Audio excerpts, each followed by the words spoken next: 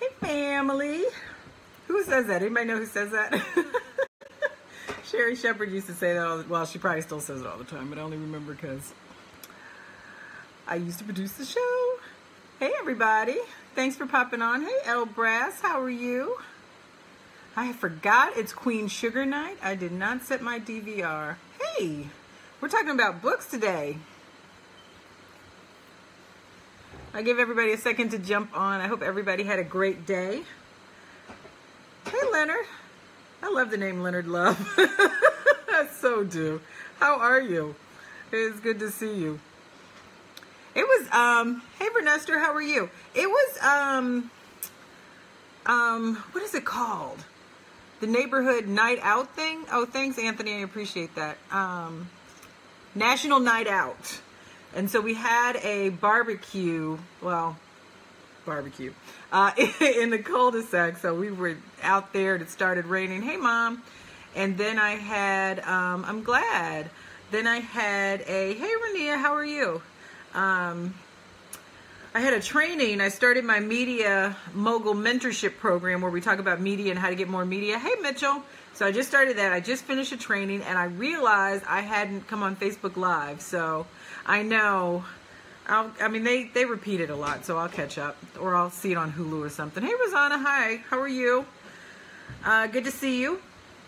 So, oh, Mom, before I forget, did I tell you I was coming to Chicago? Hey, Cherie, how are you? Oh, good, awesome. I'm glad you saw that. Hey, Shauna. So, Mom, remind me that I'm telling you when I'm coming in because I'm coming this weekend. So, hey, guys, what'd you guys do today? Tell me where you are. If you could type the name of your city so I know. Hey, Brenda, how are you? Good to see you. Is 58 the year you were born? What's 58 stand for? I'm always interested why people put numbers in their name. What does 58 stand for? Hey, Anthony. I'm going to give you some goodies. Don't worry. Hey, Chi-Town. Hey, Jeffrey. How are you? Good to see you. Chicago, too. Awesome. Oklahoma City. Oh, nice. I know a lot of good people in Oklahoma City. Hey, Renia. How are you? If you guys could take a minute. Okay. People are funny. It's like they'll see you on Facebook Live and then they slide into your DMs and make comments when they could be, 58 was the year you were born. See, I was right. Very good. If you guys get a chance to share the video, this broadcast, I would appreciate it. And if you do that, just say me. Hey, Hazelhurst, Nikki. Okay. Shauna, we know you're in Hawaii. Braggarts. Shauna's in Honolulu. Hey, Gwendolyn, how are you? So I was asked to contribute I was asked to contribute to a project where published authors give quick tips on writing books, and so they asked for 20. You're in Atlanta, Brenda? Oh, nice. Nice. They asked for 20. Hey, Lexi, how are you? So I'm going to just give you a few of the 20, but I actually put the 20 tips into a PDF. If you want them, Shauna, you're funny. If you want them, you can go. I put the link. It's called blessmenikki.com. And that's where I give away daily goodies for writing or for media. And so if you want to get those 20 tips in a PDF, I'm not doing all 20 now. Hey, Vincent. Got homework. Oh, and communications class? You need me to help? I can help. Traveling to Kentucky. Okay, be careful. I don't know if you should be driving while you're watching Facebook Live, but be very careful. Hey, Julian, how are you? And so I just want to give some quick tips. Oh, I'm in Dallas. Did you know that? So hi to Dallas because I'm in Dallas too. Hey, Herbert, how are you? So, and they asked us to like kind of section them off. So the first part they asked were like tips on getting started. And so, hey, Tori. Oh, Tallahassee. Oh, nice. Oh, FAMU. I'm a Bison, Howard. So, we can we can out HBCU people, each other later.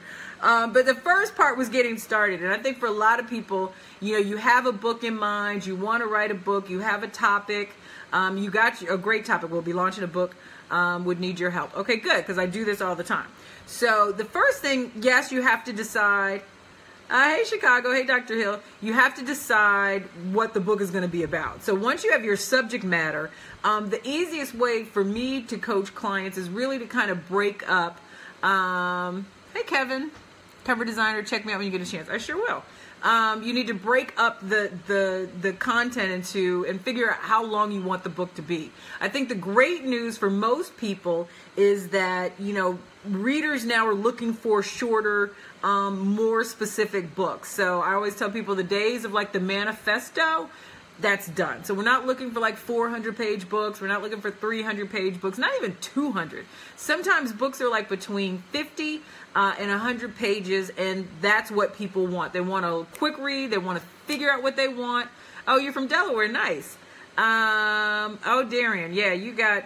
Darian, I do these great media and marketing plans for people who have written books and don't know what to do with it. So if you're interested, just let me know.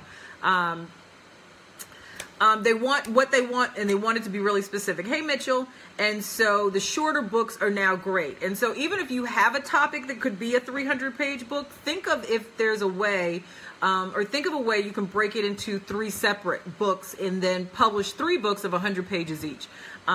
It's really, like I said, we're kind of in like that fast food ADD society where we just want to get the information and we want to get out. Oh, hey, India, how are you? Good to see you.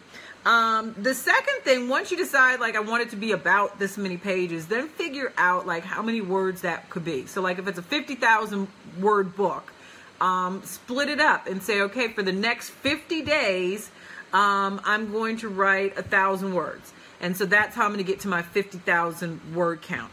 And 1,000 words is not, it's not as difficult as it sounds. And I know this because I'm in radio. 150 words is a minute. So if you figure, you know, 10 minutes, that's 1,500 words. So that's talking, but writing, it could probably take you longer. So depending on how practiced you are at writing and how you concentrate and what the flow is like and all of that, I mean, putting aside an hour a day, 2 hours a day, you could be able to work through 1,000 words. So, Coco, I don't know if writing poems is harder. I think for me, we got a question on Periscope about writing, whether writing poems is harder than writing books. I don't think writing the poems is harder unless you're not a poet. I mean, I'm not a poet, so it'll probably be really challenging for me. But if you write poetry, I don't think it would be that difficult. I think what's more challenging, I have found, is the marketing and the selling of the book. So that's where I think you need to like put your energy. I don't think writing it is going to be hard for you. It would be very hard for me. I might get to paperback book and electronic books, or maybe that's another live. I don't know. We'll see. So set a work, you know, daily count. The other thing that I really encourage people to do is to set, you know, create a schedule and to have a set time every single day to work on your book. So for me, I'm like a morning person, and everything I just do, I just am fresher. I can think, I can really concentrate better in the morning than I can like right now, which is why I'm like probably all over the place. So I would write every morning, and even when I was working, you know, producing radio shows and whatnot, and I still had to get up like at 3 o'clock in the morning, I would still get up an hour or half an hour earlier and write if I was under deadline before I went to work, because I'm just much better in the morning. That is a little different for me now because I don't have to get up that early. But now I still get up a little bit earlier than I normally would to get the writing done before like the kids get up and all that kind of stuff, because then, you know, it's wash.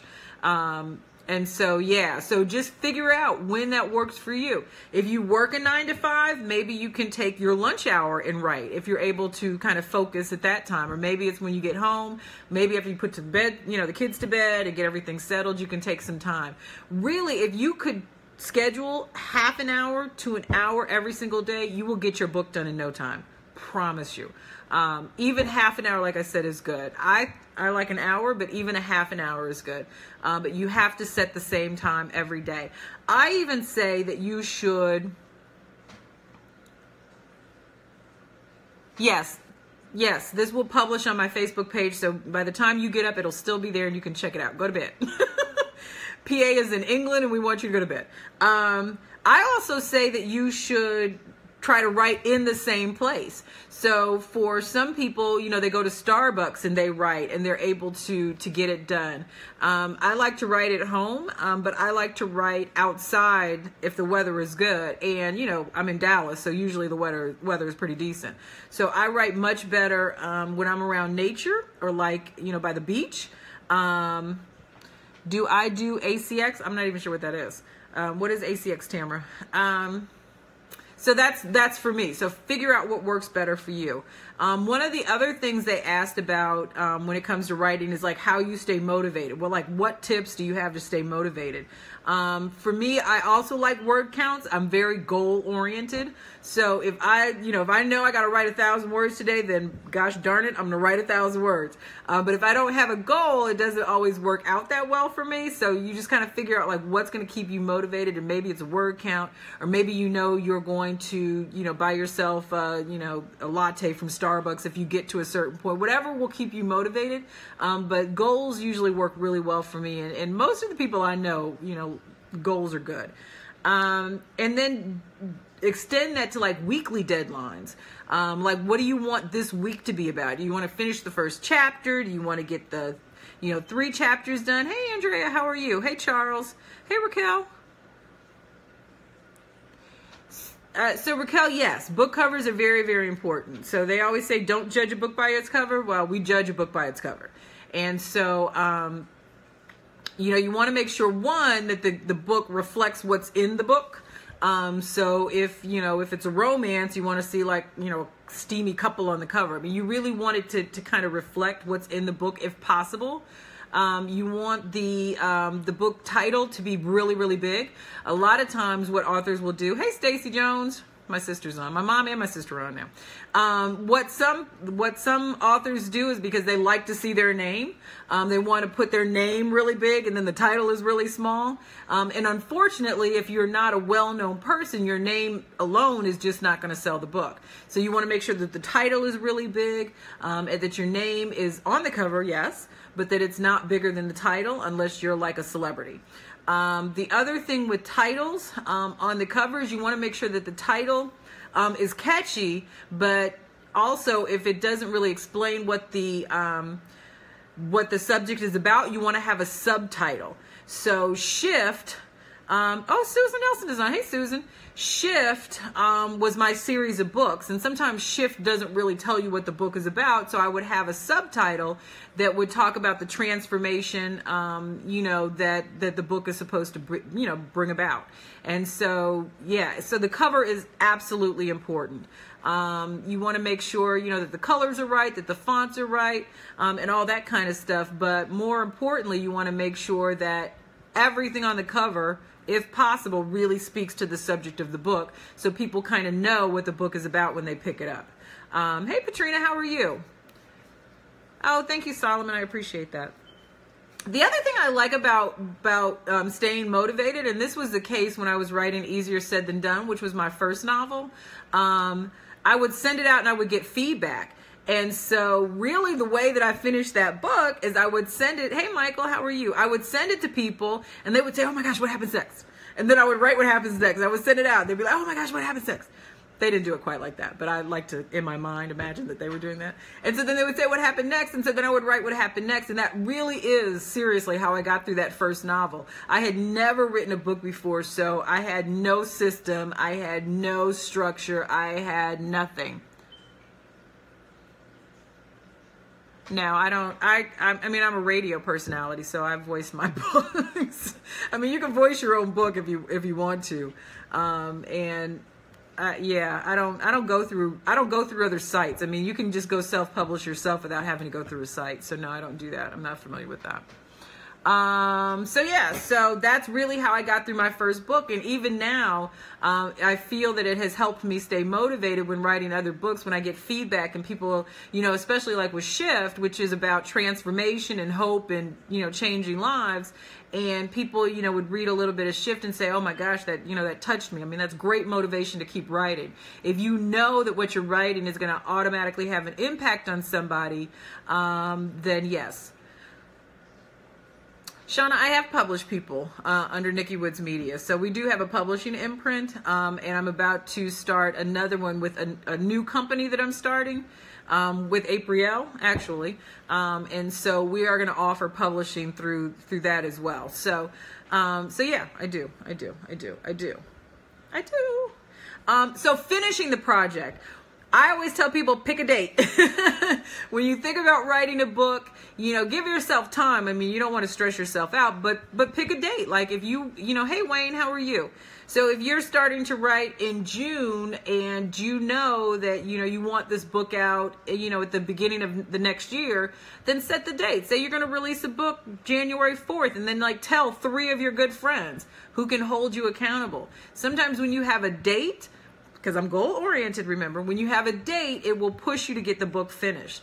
Or at least you can backtrack on your calendar so okay, I have to write this many words every single day, or this many words every other single day, or if you only write on the weekends, like some people I know, you have to write this many words on the weekend, whatever it is. But set a date. What's decent time start to finish? Kay Marie, I can't really tell you. It depends on, I think, your discipline. I mean, I've had people come to me, I've had clients come to me and want a book done in 3 months. Done, like written and published in 3 months, and we get it done. That's not ideal for me, because I think really you should give yourself 6 months for just the marketing and building your platform piece of it. So I think that anything under 6 months is really pushing it, but it can be done. Like I said, I've done it in 3 months. It can be done. And even one client that I had that came to me for a media marketing plan, we had 10 days to get his plan together and start putting it in place before his book was launched. His book will launch next, what is today? The 10th of October, and we met this Sunday to put his plan together. So it's not ideal, but it can be done. Now,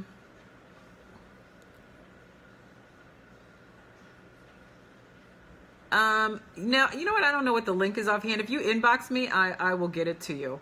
How do you get started? Meaning money. So I don't think it's nearly as expensive as what people think. I think you can publish a decent book for less than $1,500. That's my suggestion. I know people who have done it for a lot less.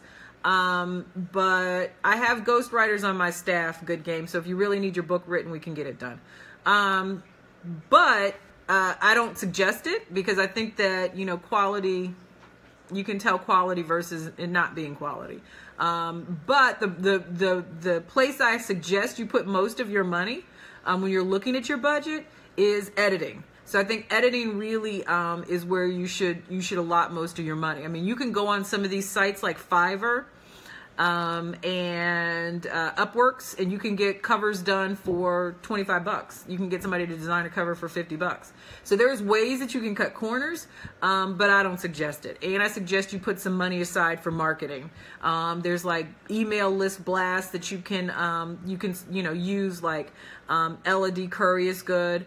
And there's some other ones, but editing, I think you should put the most of your money. So you got to pay for the book format, or you got to pay for, certain other things. So I would say between $1,000 and $1,500 is a good budget to have. I always get writer's block. I always get writer's block, especially with fiction. I don't really get writer's block with nonfiction stuff, but with fiction I do. And so that's why it's really important to kind of have like, an outline, because if you have an outline, sometimes I'll get stuck like on a dialogue, a chapter with a lot of dialogue. So then I'll go write a love scene. I love to write love scenes. So whenever I get writer's block, I go write a love scene. Or I'll look at a different project. I always have, a project in different states, so I jump around. But you have to have like a good system, and you have to have a good outline to do it so you don't get confused. Darian, I don't understand what the question is then. What's the question? Give me a... my thought on ebooks, I think ebooks are great. I think ebooks are great. I mean, I think that, I don't know what you mean by an ebook. Are you talking about like one as a PDF that you can just email to somebody and they download? Or are you talking about like the ebooks on like Kindle? I think ebooks are great. I used to be the girl who said she would never get a Kindle. Like I love to hold a book in my hand, but Kindle just makes it so much easier. I'm not good at reading on a computer though, so I don't really like PDFs that much, but I like Kindle. So, oh, you're welcome, Anthony. Yeah. So when it comes to finishing, what stands out? Oh, that's a great question, Love Logan. Let me tell you. So what stands out to publishers when they're looking for new authors? Publishers, traditional publishers. I'm not talking about self-publishing. I'm not even talking about like the hybrid publishers. I'm talking about the traditional publishers like Random House and Penguin and those publishers. They want they want authors who already have an audience. So even me telling you need 6 months to build your author platform and to get your audience, that's great for self-publishing, but it's true for traditional publishing too. So my company, when we first started, we really focused on helping people develop platforms. And I found after about a year in that most of the people that were coming to me to get their platforms were authors, because they had gone to try to get a traditional publisher, and the traditional publisher told them, you know what, the book is great, you have nobody to sell it to. You have like 2 people on Twitter, you don't have a Facebook fan page, we can't find you on LinkedIn. And so we worked on building their platform so that they can then go to a traditional publisher and get published. So that's what they're looking for. I mean, they're looking for a good book. I mean, a good book goes without saying. Everybody wants a good book. You should write a good book, no question.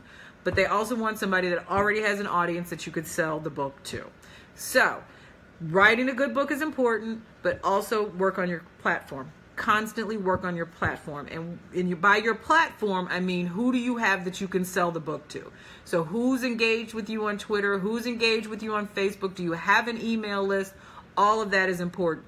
Even offline, being a part of organizations, like, if you're a Delta and you're going to go to the Delta convention and be able to sell your book at the Delta convention, that's a huge audience. So even the offline stuff counts. So you just have to make sure that you have an audience that you can sell it to.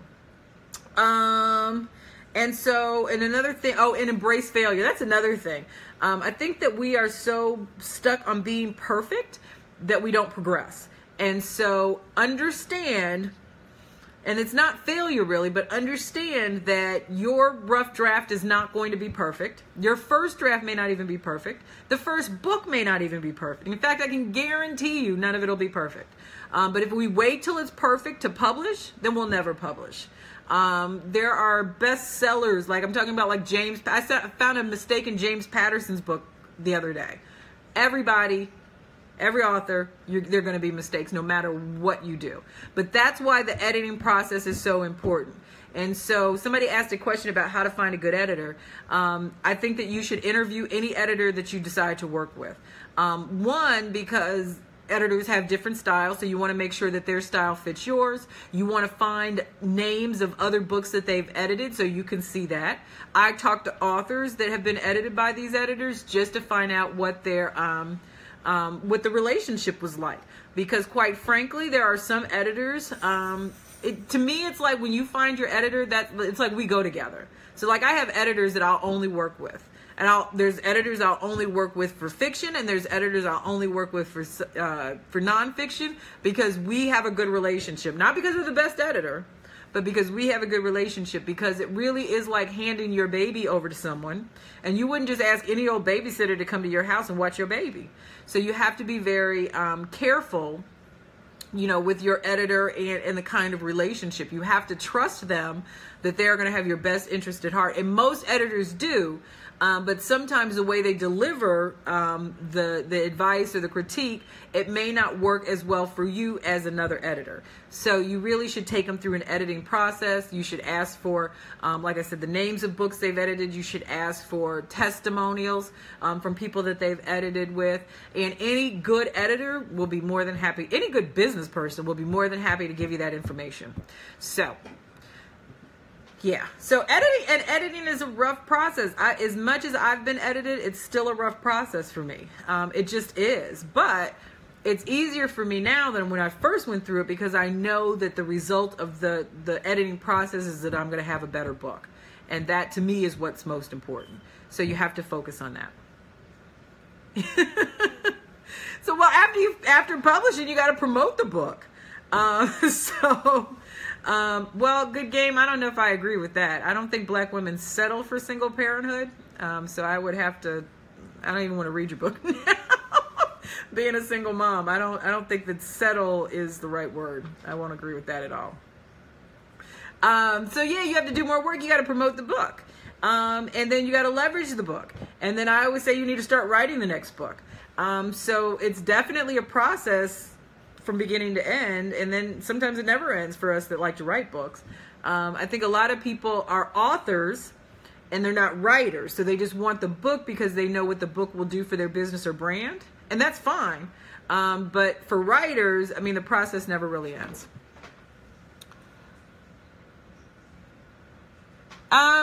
Well, I've written ebooks on writing. I do a lot of, ebooks that I give away for free just on writing. It's all part of, the system that I teach and the programs that I teach. But you know what? I'm just the kind of person where I don't think that any of this stuff should be hidden anywhere. I mean, if I know it, I don't know why anybody else, why shouldn't I tell anybody else? I think I've spent a lot of money and a lot of time and a lot of energy and a lot of frustration learning how to do it right. And so I'm always happy if I can help somebody, cut down the time and frustration and loss. Who makes my covers the artwork? It just depends. I have different graphic designers, but all of them I have found off of Upwork or Fiverr. Unfortunately, sometimes, graphic designers can get pretty expensive. And so I've just found people that I like to work with that make the process easy. But I'm always open. I mean, I can never have too many graphic designers.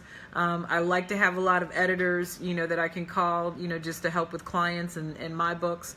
So yeah, I mean, I think like with anything that if you're looking for a graphic designer and you're not familiar with them, that you, that you ask for testimonials and you ask for examples of their work and, and then but you also have to be very clear about what you're looking for.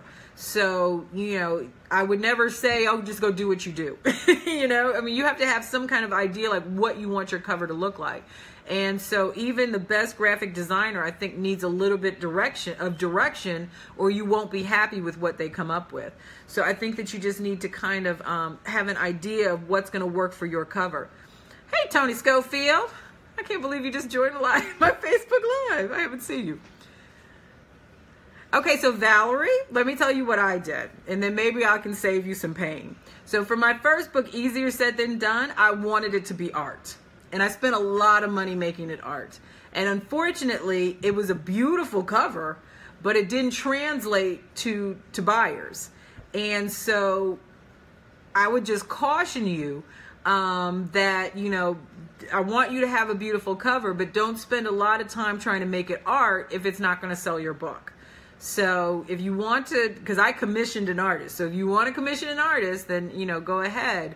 But I had a really expensive book cover that didn't sell any books. Well, it sold books, but not a lot. And so when I re-released, and I'm talking about Easier Said Than Done, when I re-released Easier Said Than Done, it was a totally different cover, and it was an international bestseller because the cover really spoke to what the book was about. That's just my word of caution. Like I said, I've learned a lot of lessons, some really expensive ones, and I could have saved myself a lot of time and energy. But I want you to be happy, but I want you to sell books too. And so sometimes you got to find that balance in between. I do write scripts.